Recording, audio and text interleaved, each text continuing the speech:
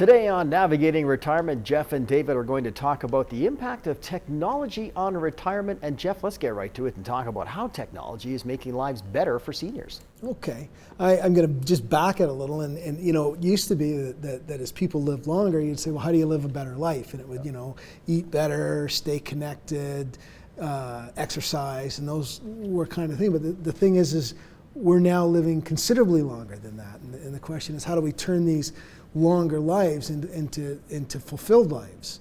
And that's where technology comes in? That, and a big part of that is life to life. Life to life. Yeah, and a big part of that is technology, whether it's enhancing mobility, increasing health, monitoring, allowing people to stay connected or continue to work.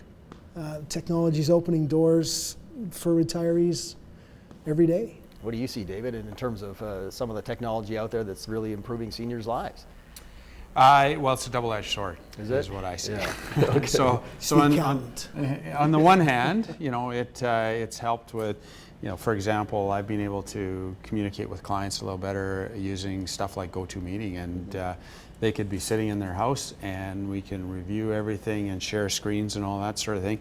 The double-edged sword, though, is, you know, even though that's sort of allowed them to kind of sit where they are and review things, it gets kind of frustrating. So I think in some respects, you know, there's intellectual stimulation on one hand and there's frustration on the other. Yeah. And so, you know, I think a lot of seniors, you know, they tend to be a little bit more tentative towards using technology, because I think, you know, I think you mentioned this, in the old days, it was, you know, if you screwed something up, well, can't fix it. You can't fix it. Yeah.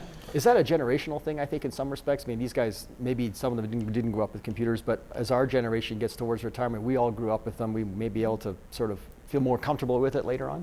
Yeah, I mean, if we you know, think of our parents' generation, and you know, it was very much a cautious generation. You didn't break stuff. You took you know, you measured twice, cut once, and so there was this constant kind of concern that if you didn't do it right, you broke it. And so they've now brought that into technology, that same attitude, and there's a fear that, you know, if they delete or shut it down, and these things are going to happen. But you know, as we know, short of destroying the actual machine, you can pretty much get anything back you want. Yeah. So it's much more forgiving, and I think one of the things that technology is going to do is it's becoming more intuitive.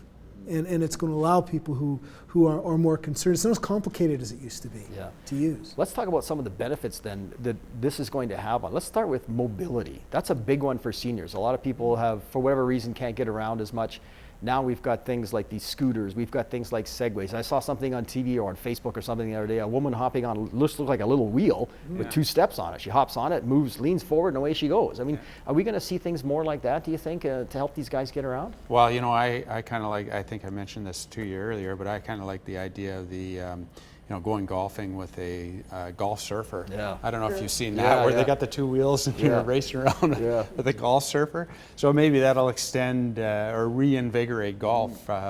But I think, you know, one of the things with regards to technology, I was looking at getting a knee replacement, partial knee replacement myself, and they, you know, they can do it with now robotically assisted surgery, where you walk in, walk out sort of thing. The advances in technology allowing seniors to go to chat rooms, to go to dating sites, to Skype with their grandson, for example. I mean, all this kind of thing is should alleviate, you would think, loneliness. It's certainly going to help. Just to kind of jump back though, one of the things that has been a big cause of loneliness is people's lack of mobility. They can't get around. We have a client who, for years, they drove themselves everywhere. They retired. You know, and all of a sudden, neither of them could drive.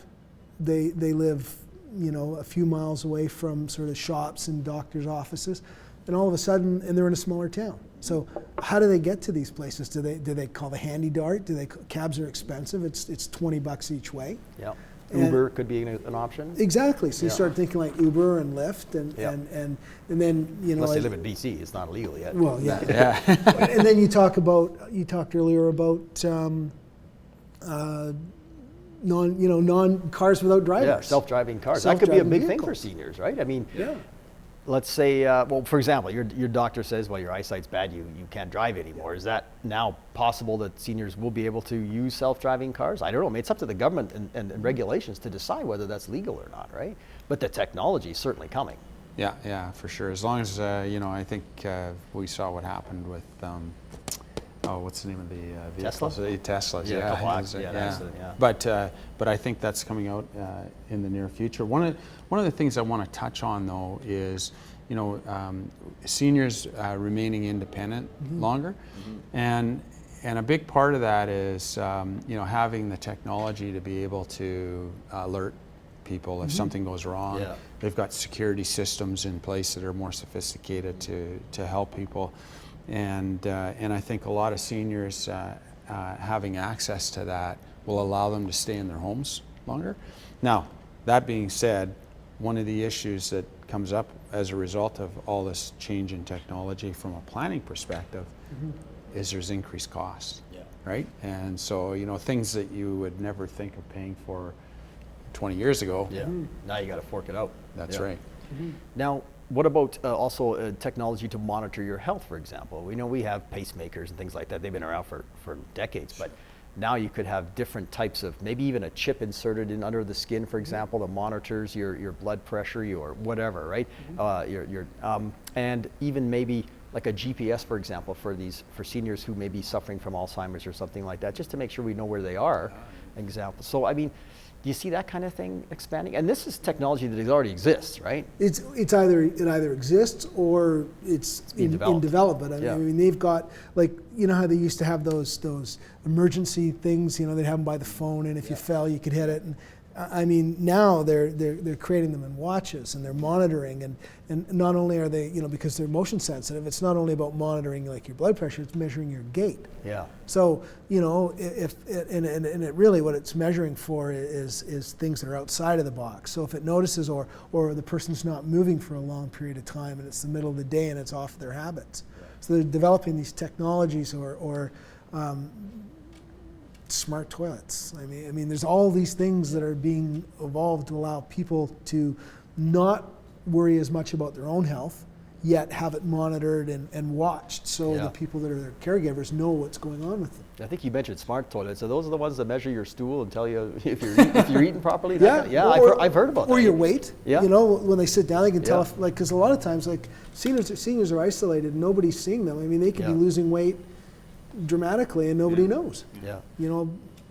So you had mentioned to me on the way over here, Jeff was talking about an individual that he knows. A client actually had mentioned somebody that was a friend of his. You could talk a little bit about that, moving here to live here in his retirement years, but he's a radiologist, and he lives in Europe. And successful practice over there, but isn't really, wants to sort of get into semi-retirement, isn't entirely happy with what's going on there, wants to come here. So he moves his family here, and then continues to be a radiologist at the facility he was, part-time, online. Because it's digital signal. It doesn't matter where he is, he can do his job exactly. So it opens up these, in terms of opportunities. And technology is allowing his seniors to maybe work part-time too, right? That's what I wanted to talk about. Because a lot of clients that we're dealing with, we're helping them sort of plan out what the next phase of their lives are going to look like. And, work has become sort of a new way with people as retirement goes. So a good example, where people can work in a less sort of physically laborious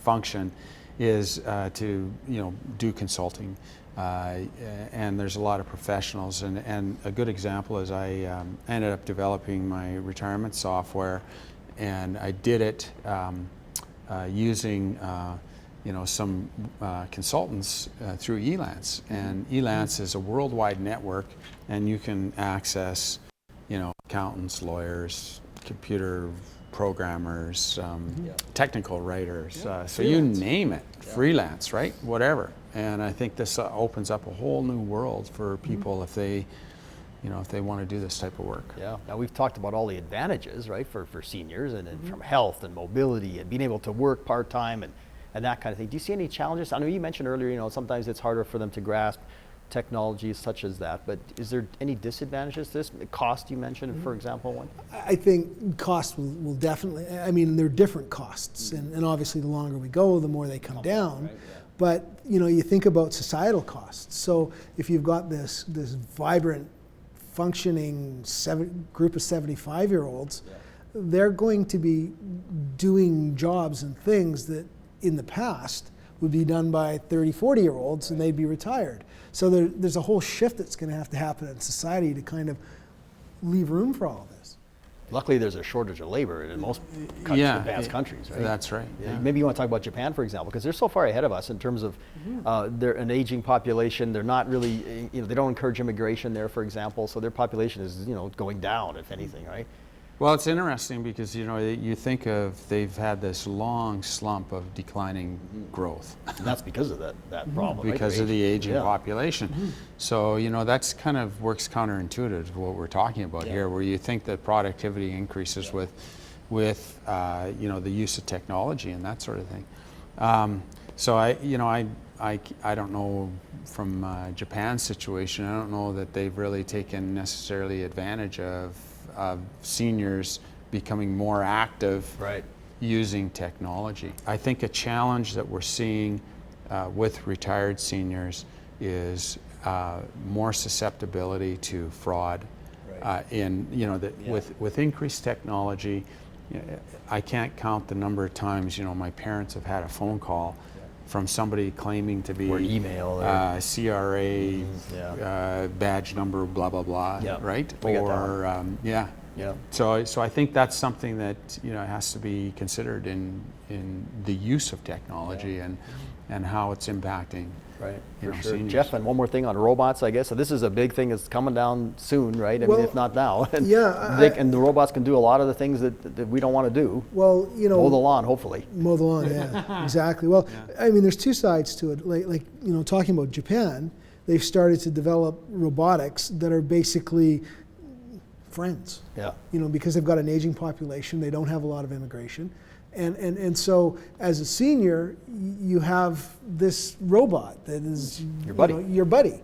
Yeah. And so that's kind of the one side of it that's certainly evolving. But the other is in terms of doing surgery that maybe was completely out of the realm of us being able to do, and to help people have better, longer lives. They can now do it using AI and robotics.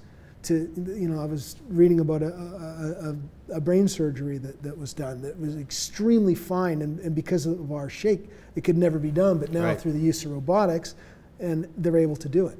So we're only going to improve, I suppose. Yeah. So it's exciting times, really, for seniors, I think. And I guess maybe just tell us again where to get a hold of you guys if you want more information on this. www.yourlifeyourplan.ca.